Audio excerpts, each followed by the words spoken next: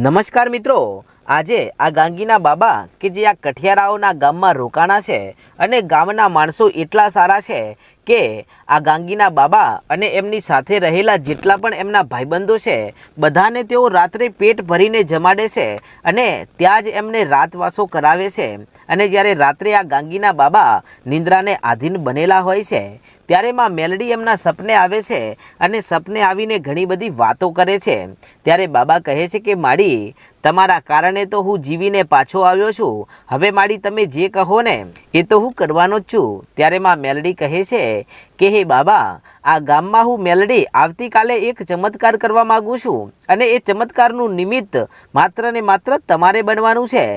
ત્યારે ગાંગીના બાબા કહે છે કે માડી, જો લોક કલ્યાણનું કામ કરવાનું હોય ને એમાં આ બાબા સૌથી પહેલાં હોય છે, બોલો માડી શું કરવાનું છે? ત્યારે માં મેલડી એટલું જ કહે છે કે બાબા, આવતીકાલની વહેલી સવારે તમે જ્યારે જાગો ને ત્યારે જાગીને સૌથી પહેલાં તમે જે દિશામાં સૂર્ય ઉગ્યો હોય એ દિશા તરફ નજર કરજો અને એ દિશા તરફ ગામમાં થોડાક આગળ ચાલજો, ત્યારે ત્યાં તમને એક વર્ષો જૂનો પથ્થર દેખાશે અને આ ગામના મુખી પણ જાણે છે એ પથ્થર વિશે, પણ એ પથ્થરમાં કાંઈક એવા શબ્દો લખેલા છે કે જે આજ દિવસ સુધી કોઈ ઉકેલી શક્યું નથી। અને આજે હું તમને કહું છું કે બાબા, તમે તો કામરૂ દેશની વિદ્યાના જાણકાર છો ને, તો તમે એ શબ્દોને જરૂર જાણી શકશો। માટે હે બાબા, હું મેલડી તમને કહું છું કે એ પથ્થરનું લખાણ વાંચી અને એ પથ્થર નીચે ખોદકામ કરાવજો, એનાથી વિશેષ હું કાંઈ કહેતી નથી કે માડી, પણ એના નીચેથી એવું તો શું નીકળવાનું છે અને એનાથી આ ગામને કોઈ નુકસાન તો નહીં જાય ને? કે ગામને નુકસાન નથી જવાનું, હું મેલડી કહું ને એટલું કરજો બાબા। કે ભલે માડી, તે કહ્યું છે ને તો એટલું હું જરૂર કરીશ। અને આમ પછી તો બાબા રાત્રે તો સૂઈ ગયા, પણ વહેલી સવાર થઈ ત્યારે તેઓ જાગે છે અને જાગીને બહાર આવીને જુએ છે તો એમના બધા જ સાથી મિત્રો જાગીને બહાર ઊભા છે અને કહે છે કે બાબા, તમે વધારે થાક્યા લાગો છો, એ માટે તો તમે આખી રાત સૂઈ રહ્યા અને આ દિવસ ઉગી ગયો ત્યારે હવે જાગ્યા છો। ત્યારે બાબા કહે છે કે આ સૂર્ય જે દિશા તરફ ઉગ્યો ને એ દિશા તરફ મારે જવું છે, મારી સાથે ચાલો। ત્યારે એમના સાથી મિત્રો એમની પાછળ પાછળ ચાલવા લાગ્યા, પણ તેઓ ચાલતા ચાલતા ગામના ચોકમાં પહોંચી ગયા છે ને ત્યાંથી હવે પાદર તરફ જઈ રહ્યા છે।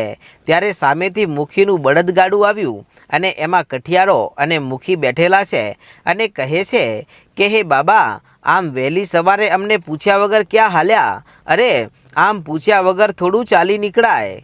ત્યારે આ બાબા કહે છે, અરે હું તો ક્યાંય જવાનો નથી તમારું ગામ મૂકીને, અને તમને પૂછીને જ જઈશ, પણ મારી વાત સાંભળો, અહીંયા મને કંઈક દેખાઈ રહ્યું છે અને એને શોધવા માટે હું નીકળ્યો છું। કે બાબા, એવું તો અમારા ગામમાં તમે શું જોઈ ગયા છો? અને ત્યાં તો આમ કરતાં કરતાં એક એક ગામના માણસો ભેગા થઈ રહ્યા છે। ત્યારે પેલો કઠિયારો કહે છે કે બાબા, તમારે શું જોઈએ છે બોલો? ત્યારે બાબા કહે છે કે આ ગામમાં કોઈ એવો પથ્થર છે ખરા કે જે ખૂબ જ જૂનો હોય અને તેમાં કોઈ લખાણ લખેલું હોય?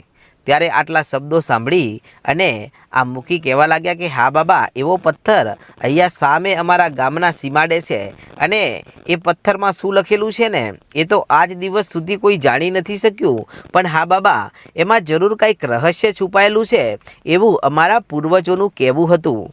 ત્યારે બાબા કહે છે કે મને માતા મેલડીએ એનો સંકેત આપી દીધો છે, મને એ પથ્થર સુધી લેતા જાઓ। આજે જો એ વર્ષો પછી એ પથ્થરની શિલામાં લખેલા લેખને ઉકેલીને ન આપું ને તો હું પણ કામરૂ દેશની વિદ્યા ભણેલો બાબા ના કહેવાઉં। અને ત્યારે મુખી કહે છે કે તો ચાલો મારા બળદગાડામાં બેસી જાઓ, હું તમને ત્યાં લઈ જાઉં છું। ત્યારે બાબા કહે છે કે હું એકલો નથી, મારી પાસે આ જેટલા મારા સાથી મિત્રો છે ને એ બધા જ મારી હારે આવવાના છે, માટે આપણે ચાલતા જઈએ। ત્યારે મુખીએ બળદગાડું બાજુમાં ઊભું કરી દીધું ને કહે છે કે તો ચાલો આપણે બધા સાથે જઈએ। પણ ત્યારે આ વાત બીજાએ ત્રીજાને કરી, ત્રીજાએ ચોથાને કરીને આમ થોડી જ વારમાં પવન વેગે આ વાત આખા ગામમાં ફેલાઈ ગઈ કે પેલા જે બાબા અને એમના સાથી મિત્રો આવ્યા છે ને તેઓ એમ વાતો કરતા હતા કે જે વર્ષોથી જે પેલી પથ્થરની શિલા છે ને એમાં જે લેખ લખેલો છે ને એને વાંચવા જવું છે, માટે ચાલો ગામ લોકો કાંઈક નવું જાણવા મળવાનું છે અને કાંઈક માતા મેલડી ચમત્કાર રચવાની છે। અને આમ જેને જેને આ વાતની જાણ થઈ એમ બધાય માણસો આ ટોળામાં ભળતા રહ્યા ને આમ કરતાં કરતાં થોડી જ વારમાં આખું એ ગામ સાથે મળી ગયું અને બધા જ માણસો ચાલતા ચાલતા પહોંચે છે આ ગામના પાદરે અને ત્યાં પહોંચી અને પછી ગાંગીના બાબા ભગવાન સૂર્યનારાયણની સામું હાથ જોડીને કહે છે કે હે પ્રભુ, આજે મને શક્તિ આપજે કે માતા મેલડીએ જે કહ્યું છે ને એ હું પાર પાડી શકું। અને પછી તો આ બાબાને લઈ જઈ અને એ પથ્થર જોડે ઊભા રાખવામાં આવ્યા અને એ પથ્થર ઉપર એવું અલગ પ્રકારનું લખાણ લખેલું છે અને આ લખાણના ઉપર જઈ અને સૌથી પહેલાં તો મુખી પાણીના લોટે લોટે આ લખાણને સાફ કરે છે અને પછી કહે છે કે બાબા હવે જુઓ આમાં શું લખેલું છે। ત્યારે બાબા કહે છે કે આ તો હું જાણી શકું છું અને આ લખેલું લખાણ પણ હું વાંચી શકું છું। ત્યાં તો આખા ગામના માણસો ઉત્સુકતાથી કહેવા લાગ્યા કે બાબા તો ઝટ કહો ને એમાં શું લખેલું છે, કેમ કે અમારા તો પૂર્વજો ચાલ્યા ગયા પણ તેઓ જાણી જ ના શક્યા કે આ પથ્થરની શિલા શું કહેવા માગે છે ને આવડા મોટા પથ્થરને કેવી રીતે આ લખાણ લખવાવાળાએ લખ્યું હશે। ત્યારે મુખી કહે છે કે બોલો બાબા આમાં શું લખેલું છે?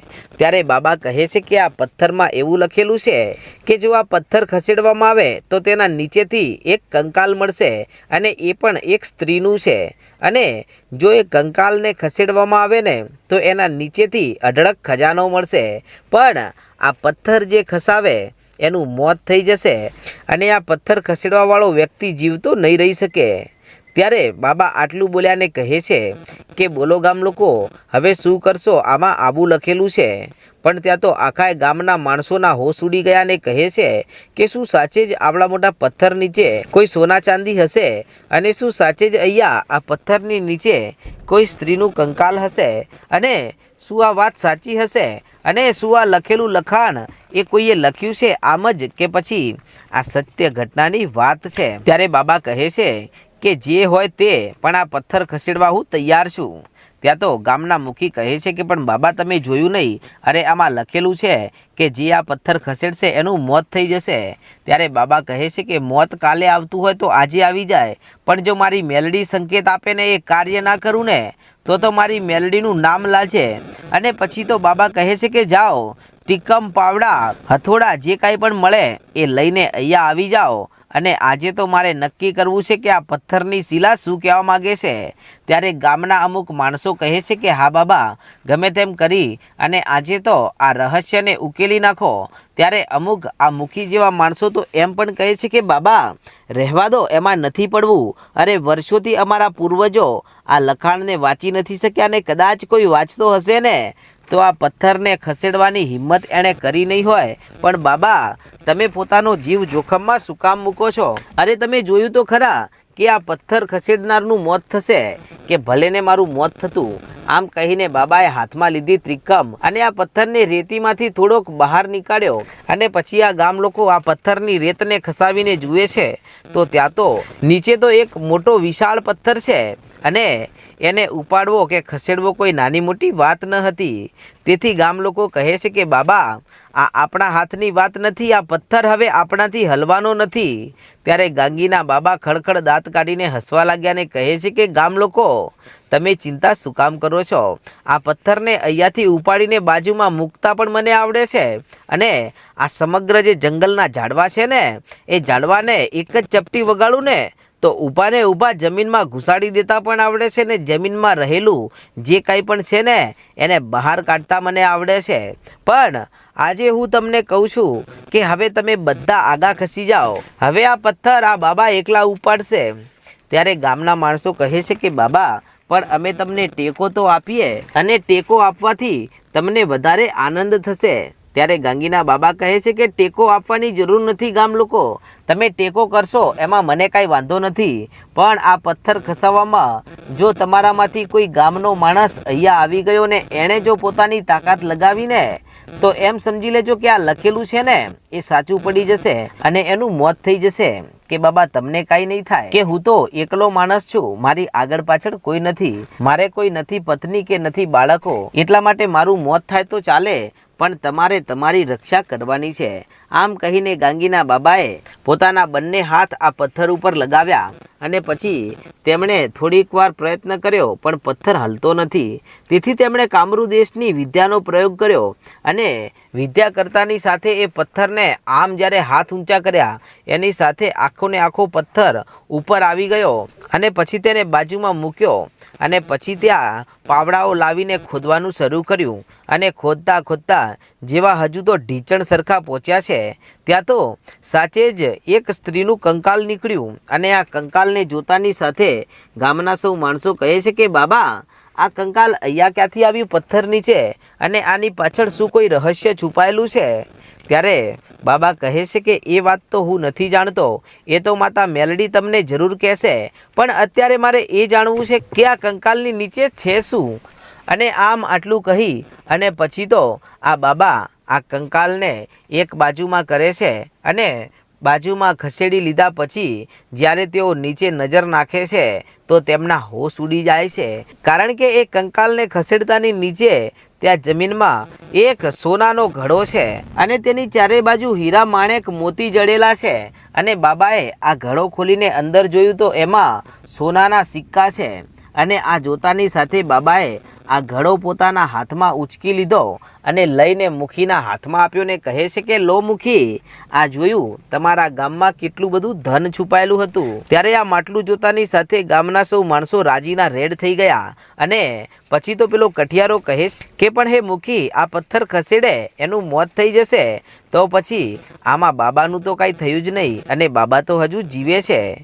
ત્યારે બાબા કહે છે કે આમાં ક્યારેય કોઈનું મોત થવાનું જ ન હતું, પણ આ તો આ પથ્થરમાં આવું એટલા માટે લખેલું હતું કે આ પથ્થર કોઈ ખસાવે નહીં અને પથ્થર ખસાવાથી મોત થાય આવી કોઈ ઘટના બને જ નહીં. પણ આ પથ્થર ઉપર કોઈ કે લેખ એટલા માટે આવો લખ્યો છે કે ભવિષ્યમાં કોઈ કદાચ આ વિદ્યાનો અને આ અક્ષરને કોઈ વાંચી જાય ને તો આ પથ્થર ખસાવવાની કોશિશ ના કરે, કેમ કે નીચે લખેલું હતું કે પથ્થર ખસાવનારનું મોત થશે અને એટલા માટે જ આ ખજાનો આજ દિવસ સુધી સુરક્ષિત રહ્યો છે. પણ હવે આ ખજાનાના માલિક માતા મેલડીએ તમને બનાવ્યા છે, માટે હવે બોલો તમે આનું શું કરશો?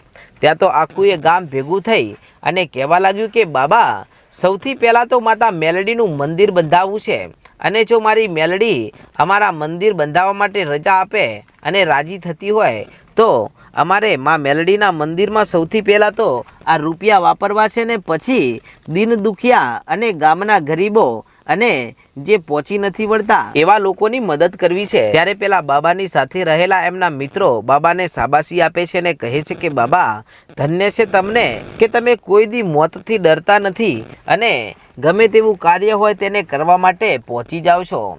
ત્યારે બાબા કહે છે કે આ બધું તો મારી માતા મેલડી છે ને એના પ્રતાપે થાય છે, બાકી કામરૂ દેશની વિદ્યાથી બધું હાસિલ નથી થઈ શકતું. અને હવે ચાલો આપણે આપણા ગામ તરફ પ્રયાણ કરીએ અને મિત્રો પછી શું ઘટના બને છે તેનો ઇતિહાસ આપણે આગળના ભાગમાં જોશું. ને તમે આપણી ચેનલ પર પહેલીવાર આવ્યા હોય તો આજે જ આપણી ચેનલ રાજા મેલડીને સબસ્ક્રાઈબ કરવાનું ભૂલશો નહીં.